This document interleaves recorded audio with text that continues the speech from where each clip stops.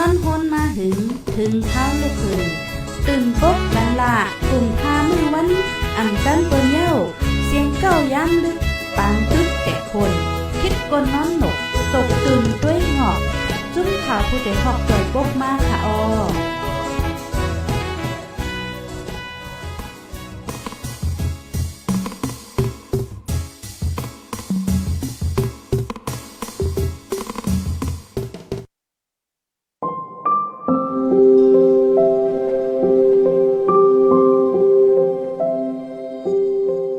จ้อมนาง Customary International Law Rules 70 และ 71 แต่ไม่ว่าห้ามเจอลงไล่และป้ายตึกอันจ้างให้เธอหมาเจ็บเฮาแห้งอันนั้นอันได้จ้างเป็นลองทุกค่าอันถูกดีเป็นห้ามเจอเครื่องยิบอันจากแพ้ไล่ก้นซึกก้นเมืองคู่ของซึกคู่ของก้นเมือง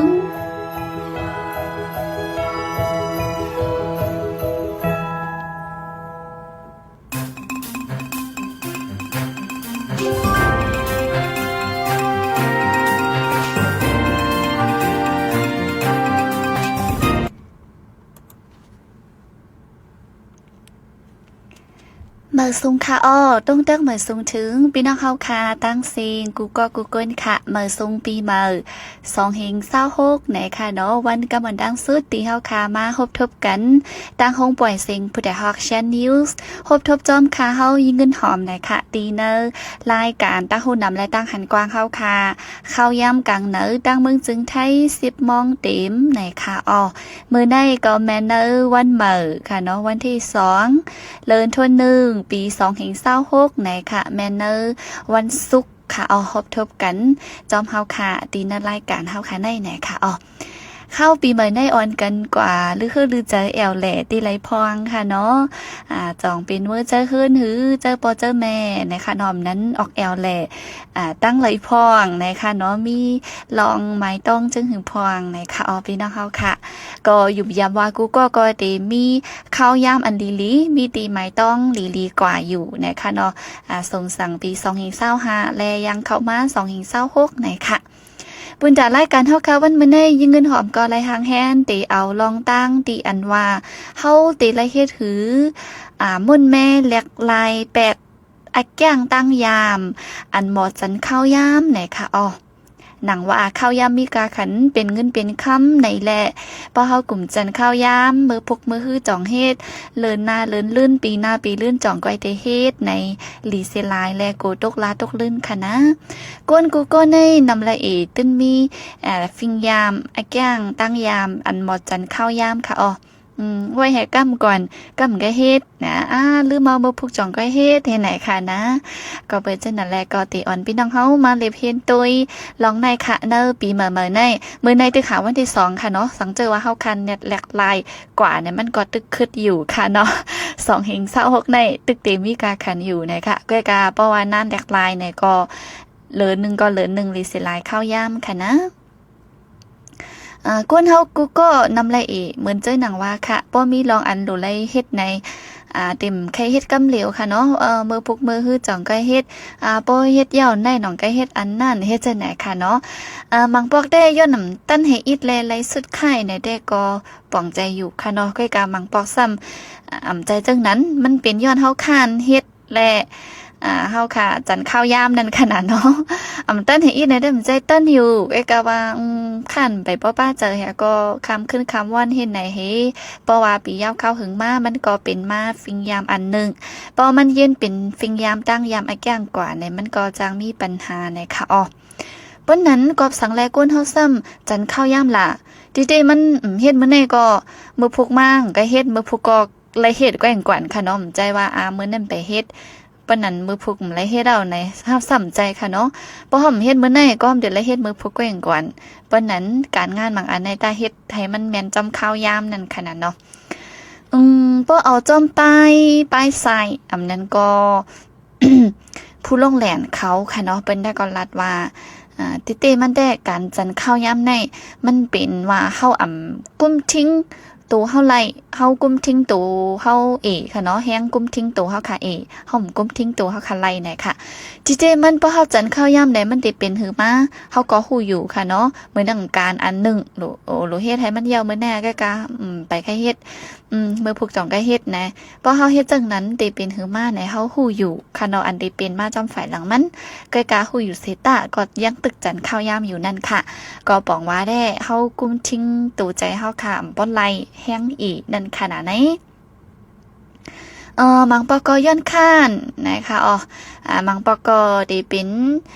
ย้อนมีปัญหาเป็นฟังห่างปัญหาป้ายใจก็จังเป็นไรมันก็เกี่ยวข้องจ้อมหลายอันหลายเมี่ยวอยู่นะคะเนาะ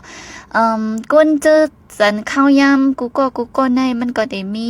ปัญหาทั้งไปทั้งมันค่ะเนาะย้อนทางไรเฮาค่ะจันข้าวยำนะคะมันก็ดิ่มจันค่ะนะโหลเฮียงก็เฮ็ดให้เย้าจ้อมเฮ็ดจังไหนค่ะเนาะมันก็หำใจไปมื้อนั่นไปมื้อในไปอันนั่นไปอันนั่นไปตั้นให้ไหนค่ะนะลองจันเข้าย่ำแลปัญหาลองอยู่ดีป้ายใจในมันเกี่ยวข้องกันเจิ้งหือเนี่ยค่ะเมื่อไกลก็ลัดกว่าค่ะเนาะมังก็ในอันดีจันเข้าย่ำในมันได้เป็นเกี่ยวลุยป้ายใจอีดเนี่ยค่ะเนาะเกี่ยวเจิ้งหือหลาไหนมังก็ในเพราะว่าเขาได้เฮ็ดเสลองอำมานาการต่างงาน5เฮ็ดอีสังก็เยี่ยวเขาได้ใครให้มันออกมาดีที่สุดโหปักเต็มนั่นเนาะค่ะตื้นใครขำมีลองยุบลมยอมแหอิดตื้นใครให้มันออกมาแคมลีโหปากเต็มย้อนนั้นแหละเขาตีมีลองไม่ใจค่ะเพราะเฮ็ดเดียวโกมันแคมเหมือนหนังเจ้าโกมันออกมาแคมโหปากเต็มจ้อมหนังอันมุงมองไว้ก็เปิ้นนั้นแหละมื้อนั้นไปเฮ็ดไว้เฮ็ดมื้อนั้นกันไว้เฮ็ดมื้อไหนก่อนนะฮะจันข้าวยามลงกว่าในก็เป็นอันนึงค่ะยาวก็หมังก็สำเร็จเป็นก้นวนหันในฝันเวียนั้นค่ะเนาะนอนฝันกลางวันนั่นเวินวางค่ะเนาะเจ้านั่นค่ะป้อมป้าใจก็เฮ็ดป้าใจมาจ่องก็เฮ็ดมันได้เป็นเวียนั้นค่ะเนาะเฮ็ดจอมลมมันนั่นค่ะเนาะบ่ไก่ก็ลูกเฮ็ดแหบ่มไก่ก็เฮ็ดแหเฮ็ดไหนค่ะนะมันก็ซ้ำได้เป็นก้นหมอเฮ็ดเหตุการณ์ประวัติจำข้าวยามตะไลค่ะเนาะเพราะว่าหลูไรเยามือพุกหลูไรเยาวันที่3วันที่2หนูได้เย่าในกลางคำจ่องแน่เฮ็ดนั่นค่ะเนาะบ่เปิ้นว่าการในเฮ็ดให้มันเย่าเมื่อพุกคลายเอาในคำนั่นก็เฮ็ดดังคำฉะนั้นก็ติมีค่ะเนาะกูนอันดีว่าไลเจอพอมันมีแห้งอีสิอันมาอีหลูฮีบหลูแน่เราเฮ็ดเตแลมเฮ็ดไรเอาเนี่ยพอมีแห้งอีจังนั้นมากกว่าจ่องก็ลูกเหตุการณ์กูนจังนั้นก็สมีเนี่ยค่ะนะเชียงอันนึงซ้ำเป็นก้นอันการนำค่ะการน้ำเหี่ยวก็จันข้าวยามนั่นค่ะก้นอันเฮ็ดการเต้ว่าการน้ำฮัมบอ1วันในเฮ็ดการเป็นหลายมิ้วเฮ็ดไหนค่ะเนาะอันนั่นก็โหลเฮ็ดอันไหนก็โหลเฮ็ดไหนป้อนนั้นจึงการบางอันบางรองมันก็ตีหลุดห้ามบางอันก็โหลและยาวเมื่อไหนมียาวและจันกว่าเมื่อพุ่งเมื่อฮื้อเฮ็ดจังไหนก็นี่ไหนค่ะพี่น้องเฮาค่ะในก็เป็นลองอันดีว่าลองจันข้าวยามและปัญหาเกี่ยวลุยป้ายเจอในนั่นค่ะมันก็เกี่ยวข้องกันค่ะเกี่ยวข้องไปเจอจึงหือหลาในเดมีเชียงค่ะเมื่อจึงหนังเพราะว่าเฮามีลองไม่เจอนำมาเฮาก็ติ่มปักเจอไรเนื้อนาการต่างงานอันเฮาเฮ็ดไว้กอบในแลเดหมอจันข้าวยำกว่า8ค่ะเนาะว่าจ่องก็เฮ็ดจังไหนสิจันข้าวยำกว่านั้นขนาดเนาะเปิ้นเยาก็กุนดีอันมีใกล้ถัดใจตุกก้นถัดใจตุกจังไหนค่ะเนาะก็เหมือนกันก้อยค่ะเพราะว่าถัดใจตุกไหนก็แน่นอนมันตื้นหนำใครเฮ็ดอีสังค่ะนะการอะไรก็ใครเฮ็ดมีใจใครเฮ็ดใครสร้างเฮ็ดไหนให้จันข้าวยำกว่านะคะปะเยาก็ก้นนั่นดีว่าแต่ว่าหือแห้งปักเจอเนื้อนาการต่างงานอีกเจ้าไหนค่ะเนาะก็ตีหมอจันข้าวยามเหมือนกันไหนค่ะเยาก็ก้นเหมือนเจิ้งเฮาค่ะลัดกว่ามือไกลพอเฮ็ดสิลองมุงมองค่ะมันเข้มหูปากเต็มโกมันนำเข้มแหลมไปไข่เฮ็ดนะแฮจันข้าวยำกว่าวันยาวันที่ไหนก็มีไหนค่ะย้อนนั่นแหละข้าวยำก็หึงกว่าติ๊กๆไหนค่ะพี่น้องเฮาค่ะบางปอกบางละมันก็เกี่ยวข้องจอมป้ายใจหนังเก่าค่ะมันเกี่ยวข้องจอมดีว่าเฮานี่ข้ออ้างหลายอันหลายมิ้วเหี่ยวก็จันข้าวยามนั่นขนาดเนาะเหมือนซึ่งมันก็ทำดีว่าฮู้ว่าติไรเฮ็ดหือฮู้ว่าติไรแต่เฮ็ดติไรกว่ามื้อนั้นไปป้าเจิมแค่เฮ็ดเพราะว่ามันจำข้าวยามมันมาเอาจ่องก็เน็ตลูกเฮ็ดก่อนแล้ว เดี๋ยวเป็นจังไหนค่ะเนาะมันก็ได้ว่ามื้อนั้นบ่อยู่ลีติๆมันอยู่ลีอยู่ค่ะเนาะถึงที่จังนั้นดีว่านอนนอนทำบ่มลูกแหลมจำอยู่นั่นค่ะเนาะมันตีนี่เขาอ้างมันโหคืนโหไข่อยู่ลีแหลมเฮ็ดติๆมันสังไคเฮ็ดมันก็เฮ็ดอะไรอยู่นั่นขนาดเนาะและมันก็ได้ว่าไปถึงข้าวยามมันมื้อนั้นไปถึงไว้เที่ยงให้ก่อนแล้ววงเตมาเลินเตมาเฮ็ดจังไหนจันข้าวยามค่ะบางก็ได้ว่าโอ้ใจเต้เฮาลืมนั่นนะลืมเฮ็ดไหนติๆน่าใจลึกๆมันได้ก็มันลืมค่ะนะมันเฮ็ดแกงลืมนั่นขนาดเนาะเตเป็นอยู่นั่นค่ะอันนี้ก็เกี่ยวข้องจอมปัญหาไปจากกำซื้อสีตามันก็เกี่ยวข้องจอมฟิงยามตั้งยามเฮาคออ่างหลายก็หลายมิ้วหลายอันนั่นค่ะนะเนาะติเป็นจังนั้นสิจันข้าวยามกว่าเนี่ยค่ะพี่น้องเฮาค่ะเหมือนว่าค่ะมังป้องในการนึงอันในเฮาเฮ็ดให้มันเหี่ยวอะไรอยู่ก้อยกาเฮาสุกซักก็เฮ็ดให้มันสุกค่ะเนาะสุกก็เฮ็ดให้มันสุกเหมือนจังหนังตัวอย่างมันค่ะเนาะลูกเห็นก็นึงทำบ่มันนังดีเพิ่นให้ดูไลอ่านลิกตุ้ยลิกอยู่เหี่ยวปนหลุดเลยอ่านลิกตุ้ยลิกอยู่ยาวก็ห้ามดึกลูกแหกากว่าเพียวซิมห้องเนื้อคานลูกกว่าสักโคร้อยโคเฮ็ดจังไหนค่ะเนาะเหมือนจังสุกก็เฮ็ดเธอมันสุกเฮ็ดไหนค่ะเนาะย้อนปือไข่จันข้าวยามไข่เฮ็ดไหนค่ะลื่นสุดก็สุดติคานนั่นเอาค่ะคานแลไข่เฮ็ดไหนค่ะเนาะบ่เปิ้นว่าติจันข้าวยามเฮ็ดสังหลานไปไข่เฮ็ดต่อเร็วดึกข้าหนุ่มไปป้าเจอได้เป็นมิ้วนั่นค่ะนะเฮ็ดจังนั้นสิก็จันข้าวยามสิ่งกว่าแปดหลายๆแหน่ค่ะพี่น้องเฮาค่ะลองจันข้าวยามในมันตุ้มเตอไปอยู่ลีอยู่5จ่องมีปัญหาเกี่ยวข้องจอมไปอยู่ลีหือไหนอันในเหมือนว่าก้นเฮาค่ะกูก็นำแลมันก็ตึ้นมีลองจันข้าวยามอยู่ห้างไผห้างมันค่ะมันก็ได้น้ำมันก็ได้ค่ะตัวอย่างมันเหมือนจังมันก็พ่อแม่ใจเหตุการณ์ที่เฮิรนไม่เฮ็ดจันข้าวยามนั้นก็กุ้นเหตุการณ์ที่ลุ่มกันเย้าจันข้าวยามกว่านั้นลูกเห็นคืนห้องเห็นโหลดด้วยลิกโหลอันลิกไล่ตุ้ยจันข้าวยามกว่าให้ไหนค่ะมังปอกมังเหลอมันก็จังบ่เป็นอยู่ก้วยกาเฮาจันข้าวยามได้เสตาป้อนาการต่างงานเฮานั่นเหี่ยวจอมมันคือจันข้าวยามไหนเป็นสังมีปัญหาสังวันในเซตาเพราะว่ามันกว่าข้าวไก่ข้าวหึงเมื่อไรก็เฮ็ดในอยู่ติ๊กไหนแต่ก็มันก็จังมีลองตุ้มเตอเนอจัดปานเฮาค่ะเนาะเนอลองอยู่ลองเศร้าเฮาอยู่เศร้ากินสังกว่ากูมือกูวันเฮ็ดไหนค่ะเพราะว่าเฮาตั้นกันนำหนาละมีอยู่เลี้ยงป้อมแห้งลูกในแต่ก็แห้งเฮ็ดมือฮื้อจ่องก้อยเฮ็ดในแต่ก็เป็นมิ้วนึงค่ะเนาะก็กะมีร้องมีตังสุกก็ให้แกงสุกมีร้องมีตังก็จันข้าวยามอยู่ในแต่ก็บ่หึงมามันก็ลีในค่ะพี่น้องเฮาค่ะมันติเป็นหือหลาในการงานหลุดและเย่ามื้อในเย่าตกลื่นเฮ็ดไหนค่ะเนาะเหมือนอย่างการเฮ็ดหลุดและเย่ามื้อในเย่าตกลื่นเฮ็ดไหนจังมีปัญหามากค่ะพี่น้องเฮาค่ะเย่าก็สังเป็นตุ้ยฝ่ายป้ายอยู่ลีนะก็มันจึงมังก็มันอยู่ลีมีตั้งเป็นเซมิมิลหลุดไหลกินยาหลุดไหลกว่ากดทัดป้ายอยู่ลีหลุดไหลออกเอ็นออกแห้งก้อยการซ้ำเฮ็ดจอมกลุ่มเปิ้มือเปิ้ย่ามจันข้าวยามอยู่เฮ็ดไหนติ๊กก่อมลีมันจังตุ้มเตอนั่นขนาดเนาะเพราะว่าเฮาค่ะจันข้าวยามค่ะเนาะก็ได้มีลองไม่ใจนำมาค่ะย้อนสังลาในป้อจันข้าวย่ำกว่ามือข้าวย่ำตึกกึดไก่ได้เฮาไปเฮ็ดการป้อมันจำจ่องไก่มาฮิตมันเนี่ยแท้เฮ็ดไหนมันเฮาคาอะไรขัดเจอเสยแห้งเฮ็ดนำแหละลองไม่เจอเจ้าในก็ตินำมาค่ะลองนักเจอเจ้าในนำมาเจอล้ำเจอปิดเจอปอดตานอนลู่เจ้าในค่ะย่อก็ข้าวกินข้าวนอนมานแม่นเจ้าในจังเป็นเจ้าไหนมาค่ะในก็เป็นปัญหาอันเป็นมาจอมฟิงยามอันหมดจันข้าวย่ำไหนค่ะเนาะปตุ้ยได้หนังห่างเจอหังค่ะเนาะก้อยกาบ่มาเล็บเฮียนตุ้ยเนี่ยอันเกี่ยวข้องจอมมันก็มีนำค่ะเหมือนนึงหนังว่าค่ะการงานเฮาหลุดไหลเย่ามื้อในสังเฮ็ดก็มันก็เย่าอยู่ก้อยกามันไปจำแหลมไปแค่เฮ็ดปุ๊บจำมาหลุนเนี่ยเฮ็ดแล้วนั่นขนาดนอเหมือนมือเข้าค่ะอยู่ห้องเฮ็นป้อมไปจำปังตอบลีกอลิกน้ำตุ้ยปุ๊บจำหลุนเลยตอบมือพวกมือฮื้อในคำนั่นนอนแต่ว่าถึง1 มอง 2 มองดัดมาพื้นป้าแผ่ก็ตุ้ยทางคำนั่นขนาดนอมันเฮ็ดให้ตุ้มเตอไปอยู่ลีตัวไปอยู่ลีเจอตานอนก็ลูกเจอไหนค่ะยาก็ไปหึงมามันก็ติดจับตั้งยามกว่ามันก็ลีไหนค่ะป้อนนั้นซ้ำตีละเฮ็ดหือ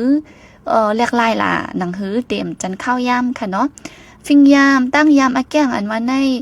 มันแหลกลายเลยกุ้ยกาติเลยเจอข้าวยามค่ะนะใจว่าแหลกลายมือในมือผู้ก็แหลกลายกว่าเนี่ยมันเป็นไรค่ะเนาะเหมือนจึงดังตั้งยามไผ่ตั้งยามมันก็มีมาจนมันก็เล็กค่ะเนาะเฮาคาติมาเจอข้าวยามวัน2วันสีแหลกลายมันก่อมเปลี่ยนลายก็นั่นแหละหรือไรแหลกลายกว่ากำอิ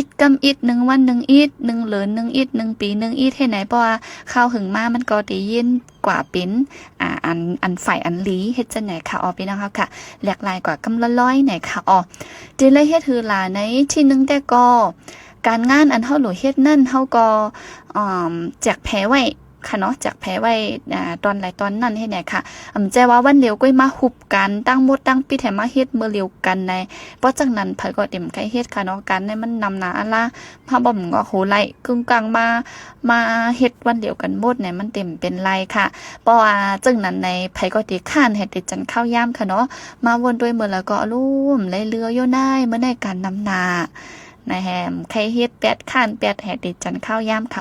ย้อนนั่นแหละการงานอันเฮาหลุเฮ็ดนั่นก็ให้จักแพ้ค่ะเนาะเฮ็ดกว่ากำอิดเฮ็ดลือนั่นขนาดน้อมใจว่าเฮ็ดกำเหลวนั่งตีเผินด้วยความเฮ็ดกำเหลวให้มันเหี่ยวก็เป็นไรค่ะเนาะหรือไรเฮ็ดลือแจกแพ้เฮ็ดสร้างกว่ากำอิดในถึงเฮาก็ตีตื้อไก่มาและเต็มจันข้าวยามไหนค่ะจังอันนึงซ้ำตอนสู้ตัวเจ้าเก่าไหนค่ะอันได้ก้นกูก็ติดไรใจค่ะเหมือนเดินหนังข้าวปีเหมือนลงฟ้ามือปุ่นมาจังไหนค่ะนะตอนสู้ตัวเจ้าเก่าเหตุการณ์เฮอมาตั้งปียาวไหนค่ะในแกย้ำยินค่ะเนาะซื้อโคของอันดีเจ้าเก่าคันไลอันมีกาขัน1 ปี 1 ปอกให้ไหนค่ะพี่น้องเฮารู้ปีในจ่องซื้อทางตอนตัวเจ้าเก่าพ้องค่ะไรเฮือไรมอยเหตุการณ์มาเนอปี2025ไหนค่ะลองตอนสู้ตัวเจ้าเก่าในก็เป็นอันดีว่าเฮ็ดให้เฮาค่ะมีแต่ใครเหตุการณ์ค่ะเพราะว่าการอันไหนเหี่ยวๆติเฮ็ดอันไหนค่ะนะมันติตื้อมีแห้งนั่นขนาดเนาะบ่เฮาเหี่ยวการอันไหนเหี่ยวเฮาติแรงเงินมาเฮาติเปลี่ยนหือมาเฮาได้ขึ้นใหญ่ตื้อต้นมาในเพราะว่ามันมีอันแข็งตามันมีลองปันสู้ปันหังไหนก็ใจใกล้ในติออกมาอินค่ะนะก็เวอร์ชันนั่นแหละให้ตอนสู้ปันสู้ตัวเจ้าเก่าเนี่ยค่ะเชียงอันนึงก็หนังฮือเตรียมจันเข้าย่ำก่อหึงนั่นเพราะว่าเฮาติเฮ็ดการเฮ็ดงานไหนถึงเฮาพิลซิมแปดเอา8อันเตมาเป็นอันคิดอันควางในค่ะเหมือนจังหนังโฟนเฮาทีวีเจอไหนค่ะเนาะเจอในเพราะมันมีจำตัวในมันได้เฮ็ดให้เฮาเป็นการค่ะเหมือนดังคำบ่โหลไรมาเฮ็ดการอยู่ยอดตึกว่าตัวฟงให้หามันนิดตัว Facebook ให้หามันนิดตัว TikTok ให้หามันนิดปะยาก็จ่องไก่อ่านเล็กแต่เฮ็ดจังนั้นค่ะเนาะพอวักฟงมาเนอมือเอาเนี่ยกล้าหามนี่ด้วยค่ะก็ครึ่งชั่วโมงแหน่1ชั่วโมงก็ไปยาวตัวทางอินให้ไหนค่ะเนาะเอานั้นก็มันก็ได้ว่าไปนอนคำได้ตัวเจิงแห่ต้อยกว่าแห่ตอนกว่าปะตอนยาวก็ตัวทางตอนตัวทางตอนนะข้าวย่ำยึดก่อแต่พอถึงเต็งขึ้นลึกก่อมไปจังนอนได้เป็นจังไหนค่ะกำนันแลเพราะว่าโหลดไรเหตุการณ์เฮ็ดงานมาโฟนว่าทีวีว่าอันได้เป็นอันกิจอันคล้องอันไปโหลดจังนั้นเฮาก็เอาไว้ไกลๆอีกนึงค่ะเนาะ ก้อยการงานก็ได้เหมือนกันค่ะเนาะมันก็เหตุการณ์ไรเจอฟงค่ะย้อนนั่นแหละก็ได้อิงเนื้อการเฮาพองเพราะว่าลำลองโหลดตุ้ยเนี่ยเฮาก็อย่าไปตุ้ยเนี่ยค่ะบ่เอากับไว้ตีไกลๆอันห่มหันตีห่มวักเต้าไรง่ายในเฮาก็ตีถังหางตั้มใจตั้มคอปักใจแหเฮ็ดสร้างการงานเฮาเนี่ยค่ะเชียงอันนึงซ้ำปันข้าวยำเสียกำนึงเนี่ยค่ะเหมือนจังหนังเฮาตีแต่เหตุการณ์ตีแต่อ่านลิกตุ้ยลิกไหนมือไปแต่มันหยาบหนาค่ะเนาะแต่ดิจันเอาเจอเฮามาเฮาบ่มาใครอ่านลิกตุ้ยลิกนั่นมันหยาบหนาค่ะไลเอาแห้งตีวาค่ะเหมือนจังวันเสาร์วันอาทิตย์เฮาลือการก้อยกาวงในฮัมมีเงาไล่คึกคักเสียมลือการในแต่ที่ลูกเจ้าแห่มาเหตุการณ์ในวันเสาร์วันอาทิตย์นั้นไล่ใส่เอ็นใส่แห้งตีวานะคะก้อยกาบ่ใส่เอ็นใส่แห้งแฮลูกเจ้ากว่าเย้าในมันก็เป็นการกว่าตั้งวันอยู่ค่ะเนาะอันหยาบได้ก็มือแต่มันค่ะตีเฮ็ดนั้นมันหยาบหนาๆค่ะเนาะเพราะว่าอะไรแต่กว่าได้มันก็ติง่ายนะคะย้อนนั้นแหละเขาก็แต่กว่ากำละร้อยนะคะพี่น้องเขาค่ะแต่เฮ็ดสร้างกว่าในถึงเพราะอะไรแต่ว่าหือ สันเอาใจเข้ามาในการเย้าเนี่ยมันก็ตีเฮ็ดสร้างนาการกว่าไรฮังกุยมันค่ะเนาะเหมือนว่าเย้าค่ะบ่เหมือนหนังโหลไรอ่านลิกตุ้ยลิกในเฮาค่ะก็มัดตำผืนอันตั้งแหน่มัดตำคออันตั้งแหน่เอาปรับมาอันตั้งแหน่เฮ็ดไหนเฮ็ดกำอีกำอีแถมันก็ติเป็นกว่าขนาดเนาะก้อยการโหลไรลูกแต่เฮ็ดกำเหลวไหนค่ะใจว่าโหลอ่านลิกโหลตุ้ยลิกนะฮะฟงทำจับมืม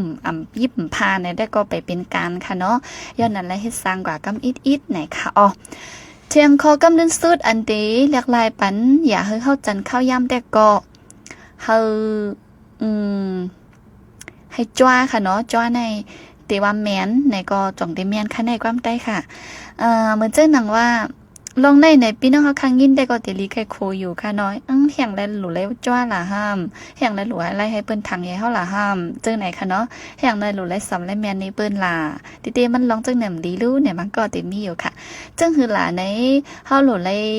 ลัดนี้เปิ้นมันจังว่าเปิดด้วยแล้วมื้อในเฮาได้อ่านลิกอันในให้ไล่ปอปี2026ในเสียงเฮาได้อ่านเรียนลิกอังกฤษให้หมดลัดอย่างจังไหนค่ะเนาะลัดนี้เปิ้นไว้ค่ะ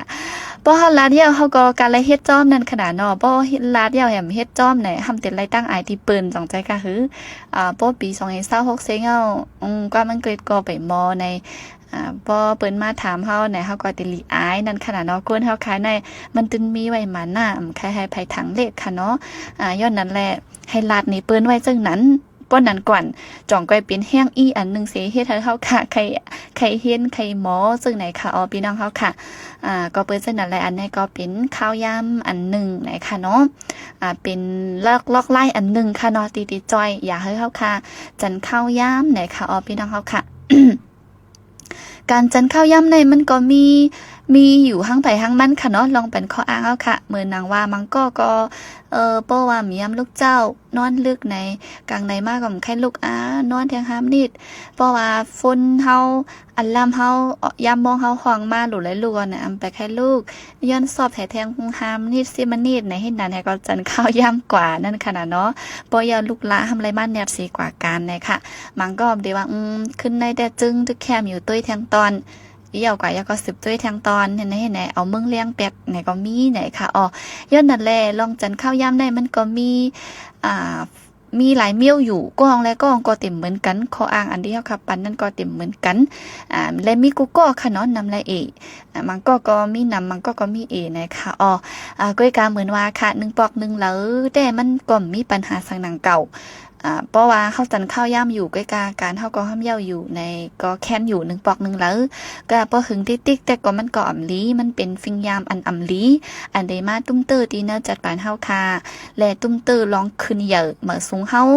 ตุ้มเตอร์ไปอยู่ลีเฮาตุ้มเตอร์ลองขึ้นเหยอะเหมือสูงย้อนนั่นแหละหลุดไหลอ่อนกันแลกลายนะคะการจันข้าวย่ำในอ่ำลีนะคะเนาะปีเหมือนังฮือโตเหมือเจอเหมือดีขึ้นอย่าตื้อต้อนนั่นอันนี้ก็ป้าลอง1ลำลอง1อย่าไปจันข้าวย่ำค่ะเพราะจันข้าวย่ำก็มันติเซ็งกว่าจึงหนัง2 หากุ้ยในขนมติ่มตั้นหูสังค่ะตูก็มีลองแหลกลายหางมาลองเงินลองต้องลองเป่งยาป้ายหูป้ายหมอขึ้นอย่าสังมาข้าวย่ำได้เซ็งกว่าเยาได้เป็นย้อนนั่นค่ะหนังเฮเตียมเป็นเฮาก็มาแหลกลายฟิงยามเฮาหลูแห่งก็เฮ็ดนั่นขนาดอย่าไปจันข้าวย่ำเพราะจันก็มังมิวมื้อนั้นเฮ็ดไหนมื้อพุกมากก็ทำเด็ดละเฮ็ดอยู่ป้นนั้นตาเฮ็ดให้เย้ามื้อนั้นแห่มื้อพุกหรือเจอเซมนี่ห่าเนี่ยก็มีหลายวนอยู่นั่นขนาดไหนเปิ้นเตมาฮอบเซต้วยค่ะเนาะอันที่ลองแลกลายอันใดเฮ็ดให้เฮาอย่าไปเป็นก้นจันข้าวยามในเฮ็ด เหมือนหนังว่าเพียวซิม8 ปาก 8เครื่องคู่อันเดมาสุกซากเข้าอันเดเฮ็ดเฮาจันข้าวย่ำปะยาก็ปันข้าวย่ำ1อีดเฮคัดเจอแต่การงานเฮาค่ากว่าค่ะเนาะยาก็ตอนสู้ตัวเจ้าเก่ายาก็การอย่าไปมาฮุบเสเฮ็ดมาเร็วกันให้จักแผเสเฮ็ดกว่ากำอีดนะคะอันนี้ก็เป็นขอแนะนำกำพองตีจังมาจอยหลากหลายปันตั้งยามอันเฮาค่ะจันข้าวยามนั่นไหนค่ะยุ่มยามมาสังพี่น้องเฮาค่ะเอาเจอไหนกว่าเจอตุ้ยเรียกลายตุ้ยตั้งยามเฮาไหนมันก็ตีแค้นมาอยู่ค่ะเนาะเหมือนยิ่งเงินหอมรัดกว่าเมื่อไกลฟิงยามแก่งอันว่าในมันก็เป็นมิวเรียกลายไหลก้อยกะหลุไหลแจกข้าวยามเรียกลาย มื้อไหนใครๆมื้อพุกดีกว่ามันก็เป็นไรค่ะเนาะหลดไรเฮ็ดกว่ากำร้อยๆค่ะอ๋อว่าหึงมามันก็ตินนำมาตีไข่เป็นอันดีกว่านั่นค่ะเนาะป้อมเฮ็ดมื้อไหนมื้อพุกมาก็ติมื้อไหนกุ้ยบ่ว่าแต่เฮ็ดไว้มื้อไหนยังก็กำยังไหนมันก็ติหันถ่ายมันมาไหนค่ะอ๋อก็ปีมื้อไหนก็ฟิงยามลีไปวนลีลองเฮ็ดลองสร้างอันลีนั่นเปียดกว่าจ้อมปีเก่า4ปีมื้อไหนเฮาค่ะก็คัดเจอเฮ็ดด้วยลองมื้ออันดีจุงจันเฮาขึ้นอย่ามื้อสูงไหนค่ะบ่อมเฮ็ดไหนก็ลาดละลายก้อยก็ติ่มขึ้นอย่ามื้อสูงไล่ค่ะเนาะบ่ลาดให้เป็นได้ไผก็ติ่มเฮ็ดนั่นขนาดเนาะก็เปิ้นจังนั้นแลลองขึ้นอย่ามื้อสูงตัวเจ้าเก่าในก็อยู่ดีตัวเจ้าเก่าคัดใจเฮ็ดสร้างก้อยเผยก็มาเฮ็ดปันไล่บ่เฮาเฮ็ดไล่ไหนก็ไผก็มาหิมกว่าไล่นะคะเนาะเป็นอันดีเด็กกึกตัวเฮาไว้อันดีติเป็นพรดีตาตัวเฮาค่ะจึงไหนค่ะพี่น้องเฮาค่ะก็มาฝากตอนถึงในตอนรายการเฮาค่ะวันมื้อนี้ค่ะเนาะมีหนังไหนค่ะยินจมกับใจอย่านำถึงพี่น้องเฮาค่ะดีไว้เข้ายามมีกากันเสมาหับยินถ่อมจอมกันที่ห้องปล่อยเสียงเฮาค่ะวันมื้อนี้ค่ะปีใหม่ก็มื้อหนังว่าค่ะเนาะคัดเจอใครหาจู้ลองมื้อเฮามีลองขึ้นเหยื่อตื้อต้อนตัวเจอซองปึ้งเฮากัดยินรอดห้ามเข็นนาการว่าการป้ายมักมีการป้ายปิงหยากูอันกูมีวป้ายอยู่ลีตัวเจอเฮาแคมแรปเตอร์ต้อนซื้อไปหั่งมันเสกัมแหละค่ะจ่องแกขึ้นมาทบกันแทงตีเนอร์วงนาค่ะนะยินจมค่ะเหมือทรงค่ะ